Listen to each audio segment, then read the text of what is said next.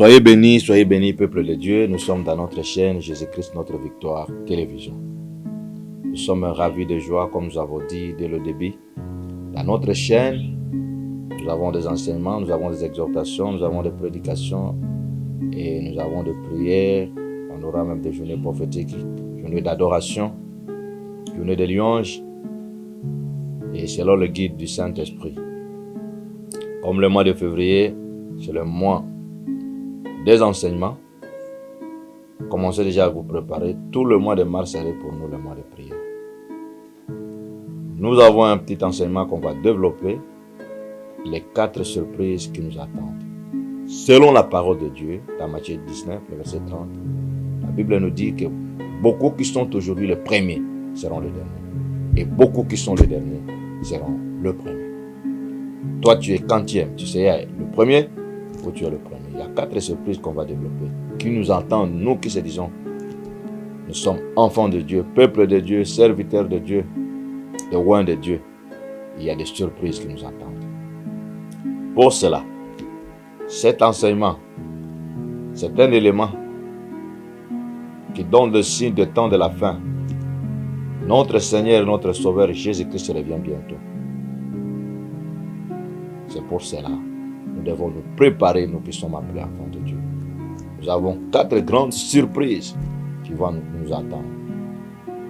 Beaucoup qui sont les premiers seront les derniers, et beaucoup qui sont les derniers seront les premiers. Par définition, une surprise, c'est quoi? C'est l'action de surprendre. Ou à d'autres termes, c'est donc prendre quelqu'un sur le fait. Si nous pouvons aller dans les Écritures, dans la parole de Dieu, nous avons un exemple type que nous pouvons donner. Dans le livre de Jean, évangile de Jean, chapitre 8, à partir du premier verset jusqu'au verset 8, la Bible nous parle d'une femme adultère, une femme qui a été surprise en flagrant délit d'adultère. Selon la loi, au temps de Moïse, quand quelqu'un est surpris en adultère, en flagrant délit, il y avait qu'une seule condition, de le lapider et de le tuer. Et ils ont arrêté la femme et sont venus au pied du Seigneur Jésus-Christ pour lui présenter. Voilà ce que la loi nous dit. C'est que Moïse nous a laissé comme instruction dans la loi. Quand quelqu'un est arrêté à flagrant délit d'adultère, on va le tuer. Toi, notre Seigneur, toi, notre Sauveur, qu'est-ce que tu nous dis? Et le Seigneur Jésus-Christ le posera la question: qui d'entre vous qui n'a jamais commis le péché? Que vous puissiez prendre la première pierre lancée à la femme. Et la Bible déclare, comme au temps passé, on avait connu que les années étaient comptées à rebours. Par moment, de plus grand au plus petit. Et la Bible nous dit du plus petit ou de plus grand jusqu'au plus petit, tous sont partis. Personne n'a pas pu lâcher même une petite pierre à la femme. Mais une surprise, notre Seigneur, notre Sauveur ne pourrait pas faire n'importe quoi, ne pourrait pas écrire n'importe quoi par terre, mais Jésus-Christ, pendant qu'il se posera la question, le Seigneur était en train d'écrire par terre. Et c'est pour cela que nous avons comme illustration, notre Sauveur, notre Seigneur avait un thème.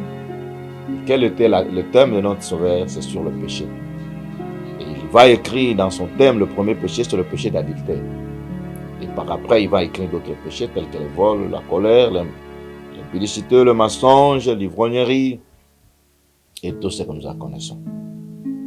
Et selon les originaux, quand nous prenons par exemple l'abbé Crampon, le livre de Chouraki, on nous dit que chacun venait voir les écrits et avait trouvé sa place.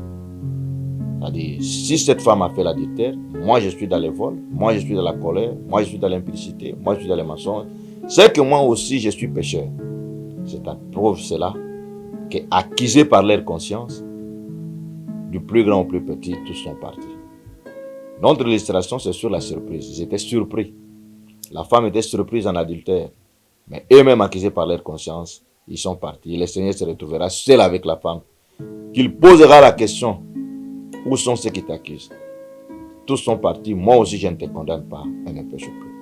Nous parlons d'une surprise, de grandes surprises qui attendent le peuple de Dieu, qui nous entendent, nous qui se disons nous sommes enfants de Dieu, nous qui se disons que nous sommes le roi de Dieu.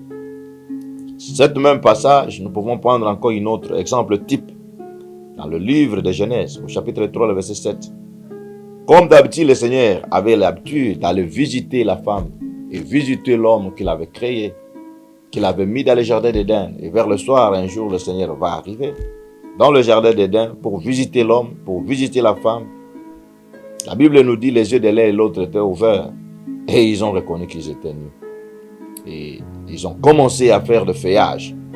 Ils ont cherché à prendre du feuillage ou des écorces pour s'habiller.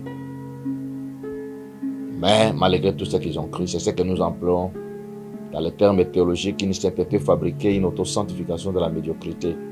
Il y a des gens, le peuple de Dieu, qui se font enfants de Dieu, qui se font serviteurs de Dieu saints au devant du peuple de Dieu. Mais quand ils quittent la présence des hommes de Dieu, ils quittent la présence de l'Église, il se fait une autre personne. Dieu ne nous a pas donné le ministère de séparation, mais il nous a donné le ministère de la réconciliation.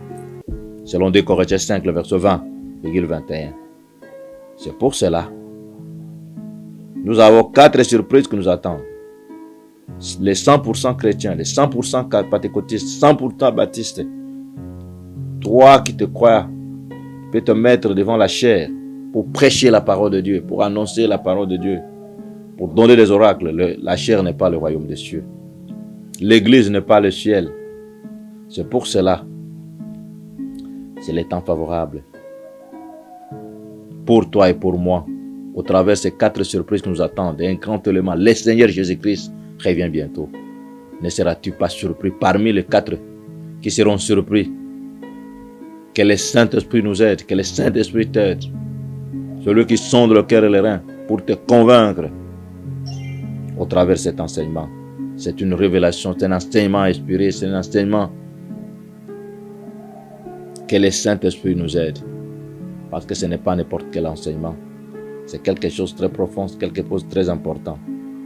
Nous qui vivons dans une autosanctification de la médiocrité, nous qui vivons dans la sainteté fabriquée, qui se font de saints au milieu du peuple de Dieu, mais en réalité, nous ne le sommes point. Nous avons connu une femme dans une église, une grande communauté ici. À l'imiter, on ne pourra pas donner le nom.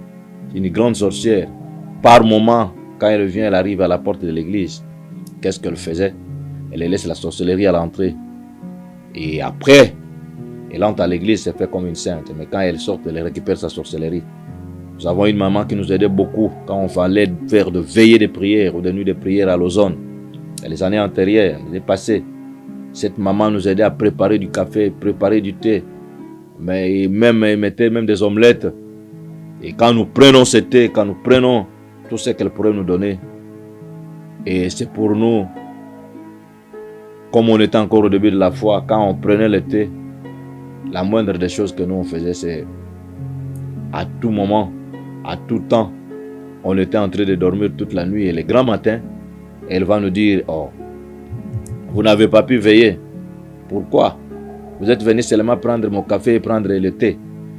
Or, elle-même savait ce qu'elle mettait pour nous envoûter à ne pas prier. 4 grandes surprises qui nous attendent.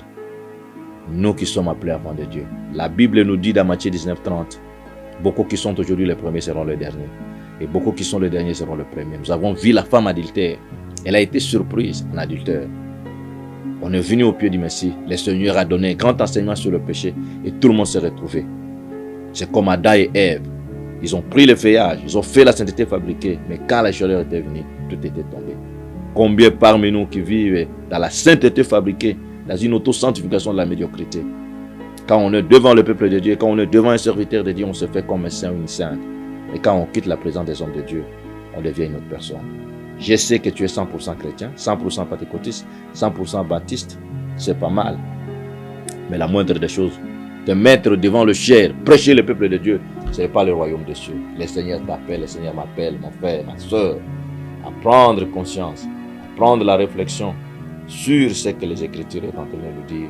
4 grandes surprises qui attendent le peuple de Dieu.